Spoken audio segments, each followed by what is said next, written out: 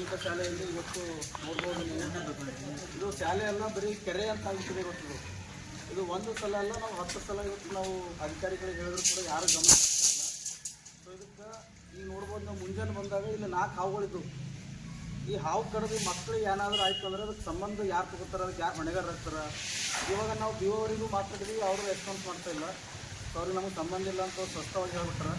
ಹಾಗಾಗಿ ನಮಸ್ಕಾರ ಬಂಧುಗಳೇ, ನಾನು ಸೆಂಬಳಿಯ ನಿವಾಸಿಯಾಗಿದ್ದು ಈ ಶಾಲೆಯ ಹಳೆಯ ವಿದ್ಯಾರ್ಥಿ. ಇವತ್ತಿನ ದಿವಸ ನಮ್ಮ ಶಾಲೆಯ ಗ್ರೌಂಡ್ ಪರಿಸ್ಥಿತಿ ನೀವು ನೋಡ್ಬೋದು. ಪೂರ ಇದು ಶಾಲೆ ಎಲ್ಲ ಕೆರೆ ಥರ ಆಗಿಬಿಟ್ಟಿದೆ. ಒಂದು ಮಕ್ಕಳು ಹೋಗ್ಲಿಕ್ಕೆ ಕೂಡ ಕ್ಲಾಸ್ ರೂಮ್ ಹೋಗ್ಲಿಕ್ಕೆ ಇಲ್ಲಿ ಯಾವುದೇ ರೀತಿಯಿಂದ ಒಂದು ಸ್ವಲ್ಪ ಕೂಡ ಮಕ್ಕಳಿಗೆ ಹೋಗ್ಲಿಕ್ಕೆ ಜಾಗ ಇಲ್ಲ.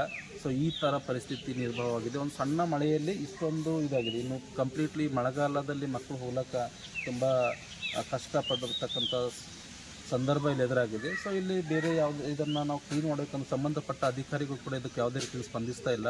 ಸೊ ಇದನ್ನು ಆದಷ್ಟು ಬೇಗ ನಾವು ಕ್ಲೀನ್ ಮಾಡಿಸ್ಬೇಕು, ಅಂದ್ರೆ ಮಾತ್ರ ಮಕ್ಕಳು ಶಾಲೆ ಕಡೆಗೆ ಬರ್ತಾರೆ. ಈಗ ಮಕ್ಕಳು ಮನೆಯಲ್ಲೇ ಕೂತ್ಕೊಂಡಿದ್ರೆ ಒಂದು ಮಗು ಕೂಡ ಶಾಲೆಗೆ ಬಂದಿಲ್ಲ, ಯಾಕಂದ್ರೆ ಈ ಥರ ಒಂದು ವಾತಾವರಣದಿಂದ.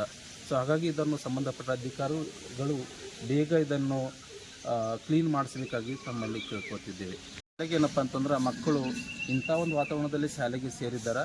ಸೊ ಇದಕ್ಕೆ ಮೇನ್ ರೀಸನ್ ಯಾರಪ್ಪ ಕಾರಣಭೂತರಂದ್ರೆ ಪಿ ಡಿ ಅವರು ನಿರ್ಲಕ್ಷ್ಯತನ ಹಾಗೂ ಬಿ ಒ ಅವರ ನಿರ್ಲಕ್ಷ್ಯತನ ಎದ್ದು ಕಾಣ್ತದೆ.